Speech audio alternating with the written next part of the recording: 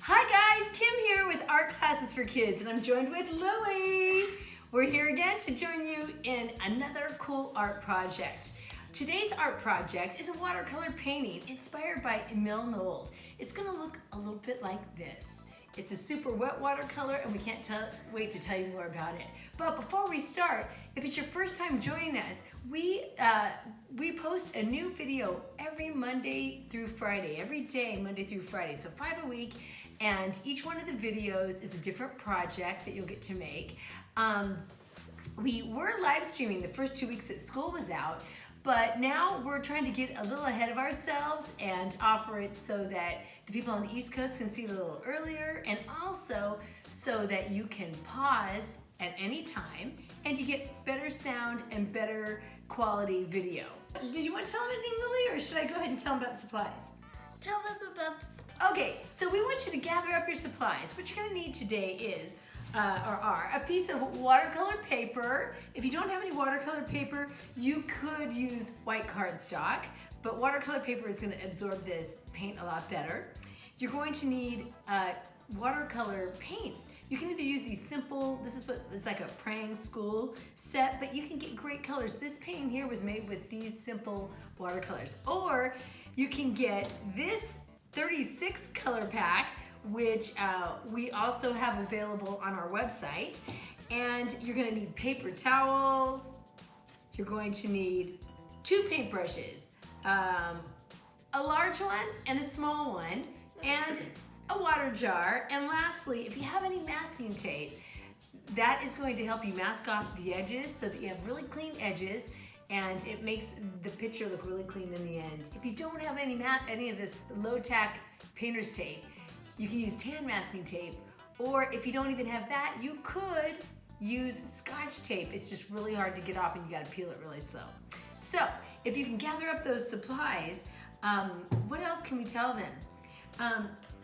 Oh yeah, so our supplies, we are an Amazon affiliate, and if you need any of the basic supplies that we use in all of our classes, or all our lessons use only a few different supplies, you could go to our website, which is www.artclassesforkids.com, and you can see our selection of supplies that we recommend. And if you go and purchase those through our links that are connected to Amazon, they will contribute a small amount to keeping our YouTube channel classes free to you.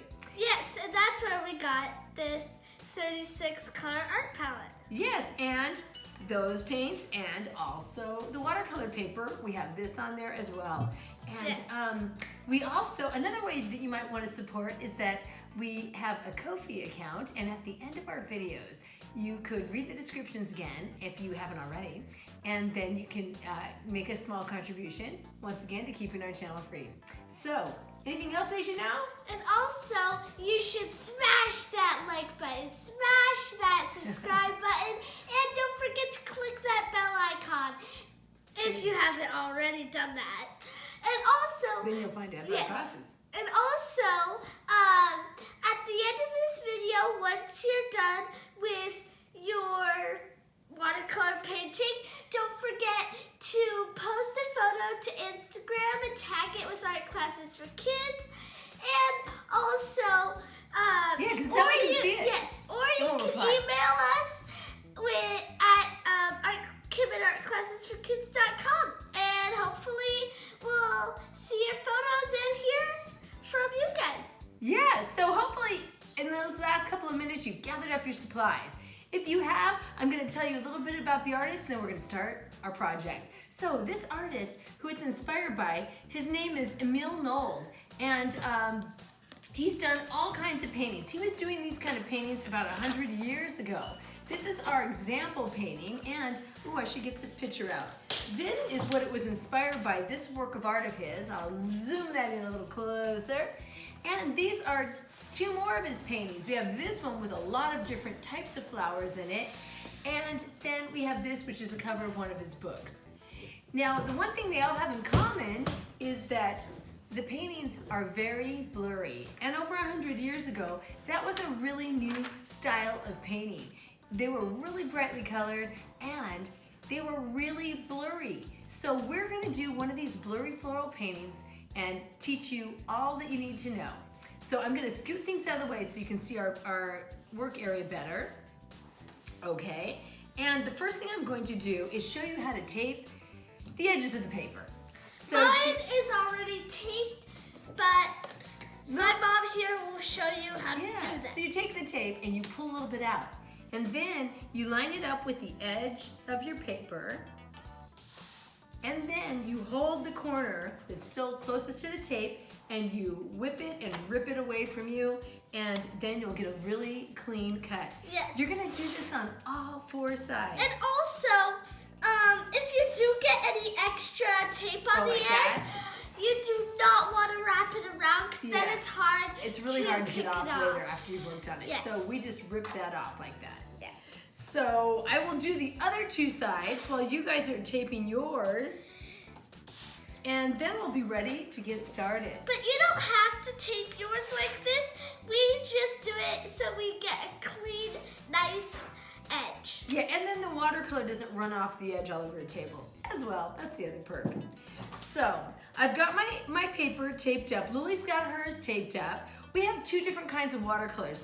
Mine are kind of like a gooey watercolor. Lily's are more like watercolor tablets. Those require a little more water on them in order to get, to get really colorful. So when we start with this type, I kind of go and get them all a little bit of water like that. I can do that. So I'll let Lily do the last row.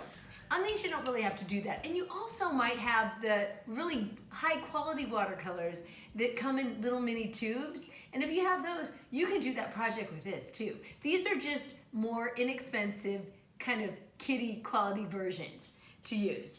So I'm gonna get my watercolor out. The first thing we're gonna do is come up with centers of flowers. I'm gonna take, oh wait, actually, let's back up because Whoa. What makes these paintings so blurry is that we are gonna wet this paper. So you can take your paintbrush and you can just go side to side. You probably can't see it from here because water is transparent. But what I'm doing is I'm pretty much wetting my entire piece of paper, like I'm just washing it or something. You don't want any big puddles. You want it evenly wet. And if you have an old paintbrush like mine, sometimes a hair will come off. I just see a hair that came out. Okay, and I'm getting the entire paper wet. So once I have the entire paper wet, and I go right up to the paint edge to make sure I've gotten the whole thing wet. Okay, how you doing, Lily? You're doing good. And you can tell sometimes if you've got light or shine, if there's a dull spot, oh, that must mean that there isn't any paint there. And water there. Gosh, I'm totally twisting my words today. Okay, that looks great. Now, it depends on how many flowers you want. In the masterpiece by Emil Nolde, it's 1, 2, 3, 4, 5, 6, 7, 8, 9. There's 9 flowers in it. But you don't have to have all of those flowers facing forward where you see the centers. So I want you to give me at least 6 centers. The centers can be yellow or green. So I'm gonna take yellow because I can always add green to it. And I'm gonna pick... I'm gonna do yellow also. You know what, I can't lift this up towards you because of the fact that everything will drip off. But what I'm gonna do is I'm going to paint this for me upside down and for you the right direction.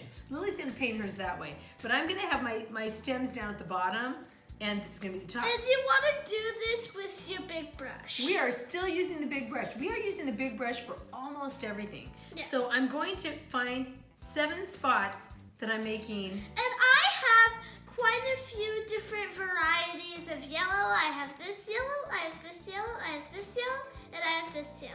So if you want to do a specific yellow, like a bright yellow, you can do that, or you can go with like one of the dirty yellows that like I have. Okay, so go for it. So I'm gonna do this. So I started with these yellows, and you see how they blurred out right away?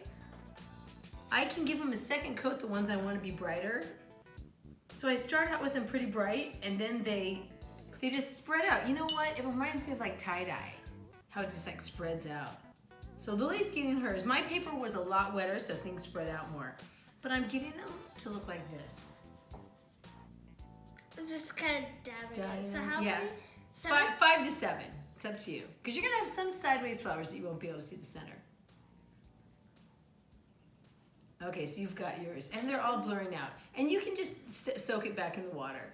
Yeah, just soak your brush in the water in between. So now, some of those I'm going to add green to.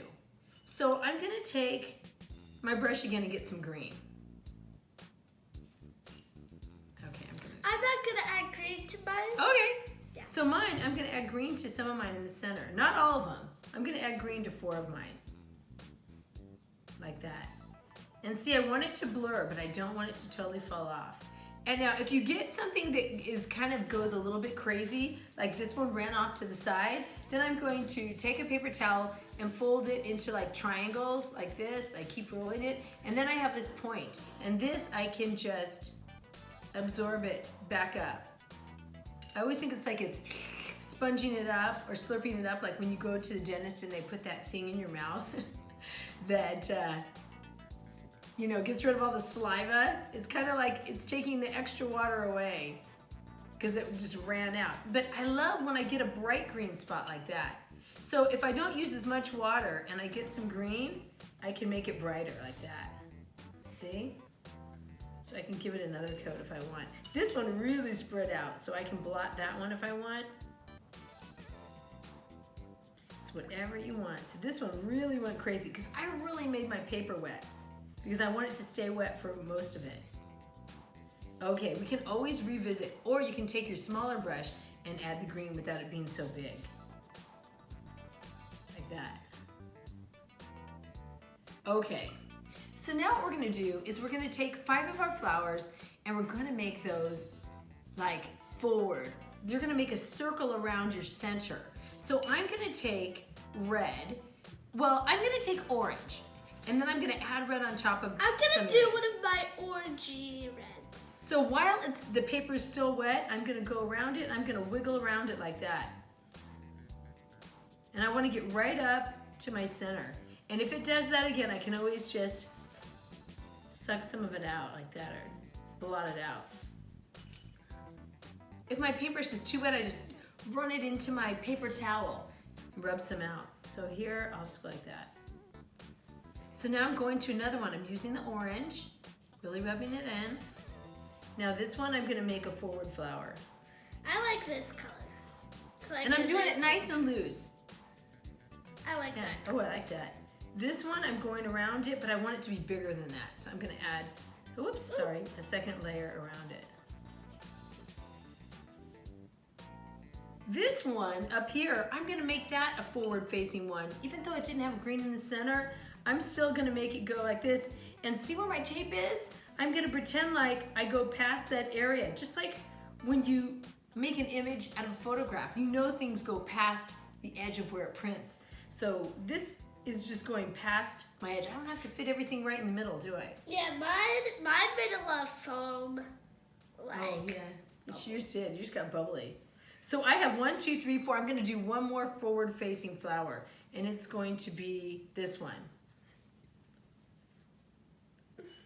And I'm gonna make it a little wetter, because I want it to be a little. So I'm just gonna give it a minute and let that dry out a little. Those look great, Lily. Those are my forward facing. Okay, these are mine. So I've got this one corner that's going crazy running, so I'm gonna go ahead and blot it. Remember, you can blot. Blotting is like the way to erase in this, but you don't want to rub it away. You just want to blot it. Okay, so now I want to add, I want to do some side flowers, side view flowers. So to do a side, I'm going to make this one look sideways right here. So what I'm going to do to make this one look sideways is I'm going to take my brush, get the orange again, and I'm just going to do it on I'm gonna make like 3 little blobs like that. So you can see that's the center and it's sideways, and these are surrounding it. Cool. Looks like the letter C, kind of, with that little. With the same color? Yeah. Cool. Well, I'm gonna add darker colors to it to make them each look a little different in a minute. And then my last one hidden in here, I'm gonna make that a little flower. That's like a little bud, like that. So you can make it, but you gotta have your center smaller if that's a smaller flower.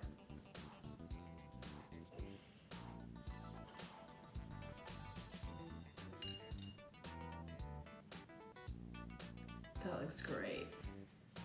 Nice. So hopefully you're finding this kind of easy at home, but you know, there's really no mistakes in this. Remember, anytime that your paint runs farther than you want it to, blot it. And everything so far is pretty light. So now what we're gonna do is we're gonna pick a darker color. If you picked red and you want it darker, you can add a little purple to it. I picked orange, so the color nearest to it that I want darker is gonna be red. So now I'm gonna kind of add water to my red and stir it.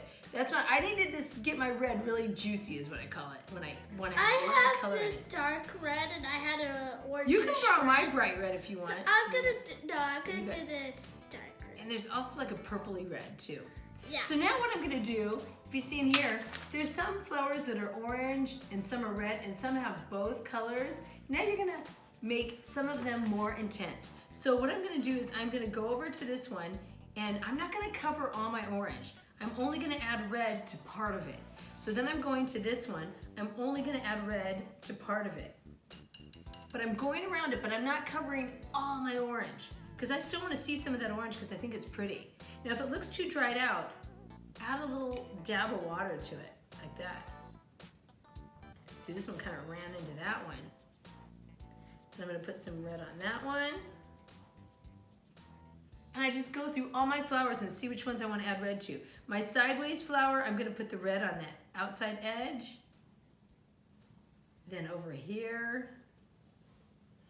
You don't have to put red on all of your flowers. No. Ooh, yours looks great, Lily. Okay, this one I'm gonna add some over here. So remember, you're not completely covering your first color of petals. You're only adding this to parts of it. There you go. There, I think I'm done. So then once it starts to blend out, it loses its vibrancy. But we're gonna add some more of that color when we're gonna let it dry a little bit, okay? I think I'm done with my red. You are? Okay, great. Wait, you did it to all of your flowers? Yeah, but I still left some of my orange showing. Yeah. You just did those. Do you so think you're I fine. should do all That of one's the so flowers? big, maybe add a little red to that one. Yeah. And then the next thing we're do is we're gonna pick out what color our background's gonna be. It's best to have a light color so that these pop out. So you can have yellow or you can have a really light green or something. I think I'm gonna have a super light blue.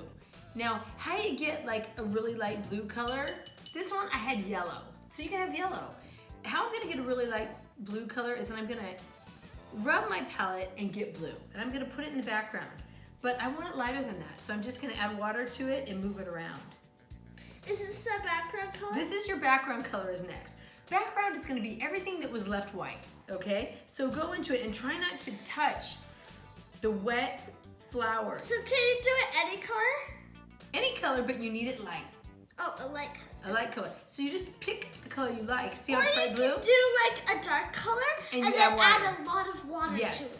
And that's what I'm doing, because blue is normally a really dark color. So now what I'm doing is I'm gonna add a lot of water to it once I place some of that color down. I'm doing this purplish, like Yeah, you don't light want it to purple violet. bleed into your flowers. So stay a little bit off, try not to overlap your flowers.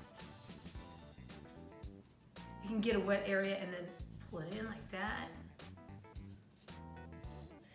And to get those like tight spots, you can use your You can use your smaller brush. Yeah, or you can just get that background wet again, and then you can take the small brush and add some of that blue, like this. Ooh, look at this, Lily, this is fun. What? Like this, you add some color, and then you take the skinny brush and watch while it's wet. Ooh, that It's kind of got like a tie-dye look. I might do that. Okay. So that's totally up to you. Now, if your color from your flower runs into your background, give it a blot. And then we're gonna do this one. See, look, I have some of these really small spots Yeah. that are Just use your space, tiny. I'm gonna use Yeah, my or you don't tiny. even have to put color in those. So it's completely up to you. Yeah.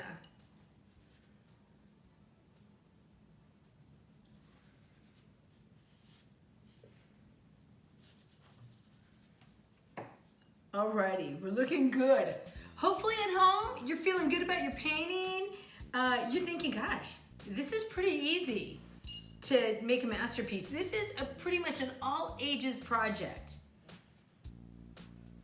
If you want to learn more about the artist Emil Nolde, go ahead and Google him. I mean, every artist we tell you about, you can always learn more about on your own. Find out why he's famous and what other, there are lots of paintings of his online if you search images of Emil Nolde's paintings. Anything that you want to learn more about, boy, you can find it on the internet. It's like I'm an advertisement for the internet. Okay, so we've got that. Got all this going. Oh, I'm gonna put some blue in this space right in here because that's in between. And we're gonna let that dry a little bit. And while that's drying, I'm gonna take a look at my painting and see if my background ran into my flowers or if my flowers ran into my background. And right here, I got a little bit of that. So I'm just gonna blot it a little and rub it a little. Ooh! Didn't wash out that brush. So let me just blot that a little more. And then I'm just gonna use plain water to rub that back in. There's that thing. Yeah, I like that. That's gonna be really dark.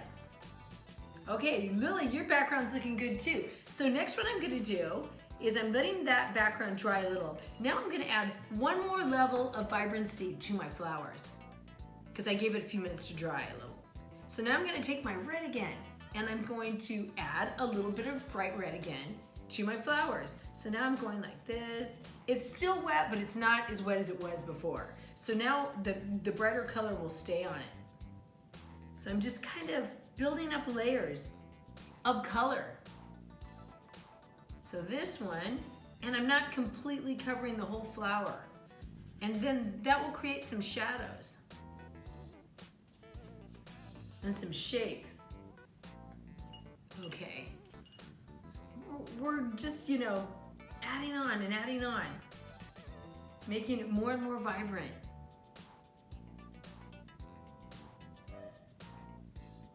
So now my flowers are looking more like this. I'm gonna add some bright red to that one. I'm gonna make this one look like it's in front of that one by adding a shadow right here. If it'll stay, I don't know.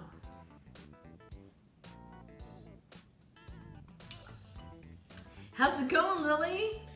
Good, I got some paintbrush hairs. That's okay. When it's dry, if you get a paintbrush hair that falls out, if you wait like an hour after you've finished your painting and the entire paper's dry, those things you can just rub right off. So don't worry about it. That might be an older paintbrush that we had been using. But yours looks great. Are you ready to move on? Now, if you want the centers of any of your flowers to look darker, go back and add a touch of dark color like that green. This is how we're getting it more vibrant. But we still have that blurry look with some vibrant colors mixed in.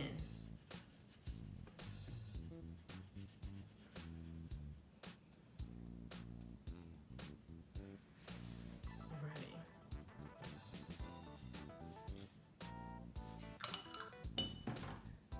Good.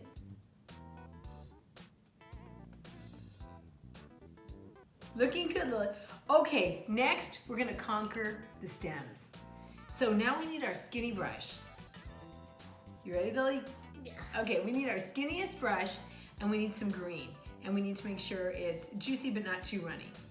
Now, all our stems are gonna go to one point. So in this image right here, you see there's one little area with some leaves and then all the stems come from that. So I'm gonna make mine down, I'm gonna put an X on my tape right here. And that's where all my stems are gonna come from. This is gonna be my body. Actually mix two of the paints on my canvas. So make an X. Okay.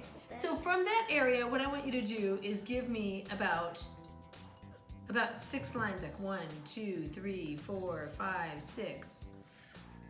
And then each one of those is going to aim to a flower. Now this you gotta pay attention to because it's a little tricky. If I have a flower over here and it came all the way from here, it's not gonna make a straight line there. It's gonna bend. It's gonna go up and come over here and go over to that flower. See, like that. Then this one, whoa, it got a little red in it, so I can slurp that out or leave it with the red. 2, 3, Or give it some more green. 4, 5, 6. Okay. You can do 7 if you got 7 flowers. Okay. Yeah. Or they can look like grass. So now what I'm gonna do is I'm gonna find a flower like this little one here and say, oh, if this flower had to get down there, it would go through here, it would stop and go behind these flowers and then connect. Then this flower here, it would go down in here and stop and then reconnect down there. And so on. This one might go all the way from here over to that one.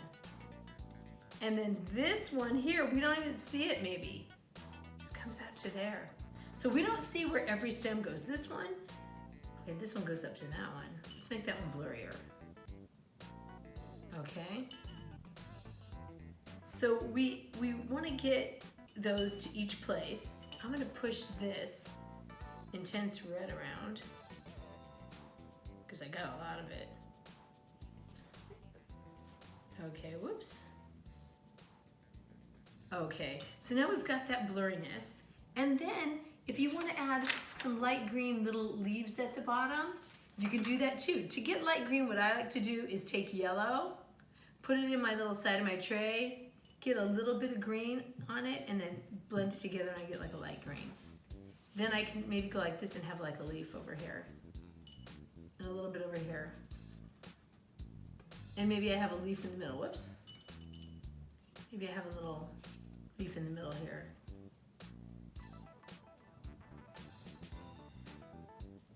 And then I'm gonna see if there's any more of those runny spots I can slurp up the paint from. Dry out my paintbrush, push it around. And if I wanna get any really dark red spots, I can try to do that in an area that needs to still be wet. I'll just add a little bit of drier paint to it, like this, and that's how I get that really bright, vibrant color, like the red. So I think mine's just about finished. So hopefully you're getting close to feeling finished, and you've got some bright colors. And I'm gonna give Lily a minute to get her stems on, and then you can make a few of those wiggly leaves at the bottom. And while she's doing that, should I run and get the project to show them for tomorrow? Sure. Okay, let me grab that out of my art studio really quick. Okay. Are you ready, Lily, to unveil yours? Just have to do the little green leaves. Okay. She's gonna finish up her green leaves. I'm gonna start peeling my tape. I gotta make sure there's nothing that's too runny. If you have the time, you can leave the tape on overnight and really take your time to let it dry.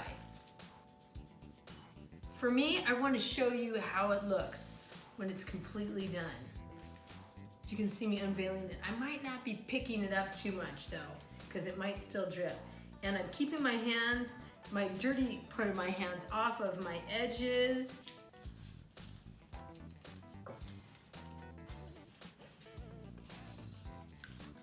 Wow, look at mine though. Oh, that looks cool. I like how you did that.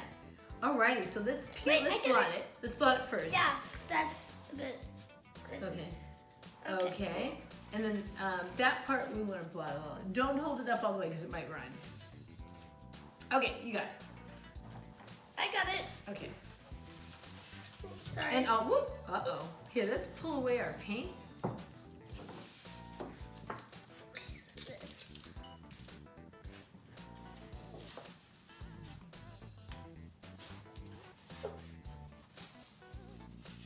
Also, we pull our tape at an angle so that, and slowly, so that none of the paper comes off or it gets torn.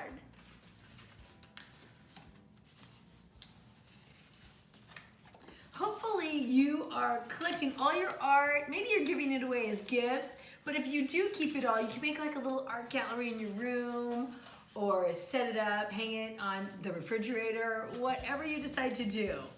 But just make sure you share it by showing it off. There you go. Wow, Lily, look at yours. So here we go. Ta-da! Let me see yours, Lils. Ooh, mine's dripping. I know, mine too. So That let's one not looks hold it cool. up. Let's not hold it up too long, but it has a cool look once it drips. So I hope that you enjoyed this project. And if you did, don't forget, snap a picture of it for us, okay? And post it on Instagram, and we will love to see it, and we'll send you a reply and tell you what we thought and tell you how excited we are that you sent it. If you can join us again tomorrow, we're gonna be doing chalk pastels. And our chalk pastel is a portrait. It looks like this. But I'm gonna give you a lot of options to make it your own and make it look different. And it's inspired by the artist Amedeo Modigliani. And he is an Italian artist. He was doing this a little over 100 years ago. He's really famous. All of his portraits have a really long face. And we're gonna teach you all about that tomorrow. So I hope you join us. Don't forget to like, subscribe. Ooh, bless you. Don't forget to like, subscribe, and click the bell icon so that you can find out. So that you know when all of our new videos are coming out. Yeah, and we're so glad you joined us. Keep making Cool cool art. art.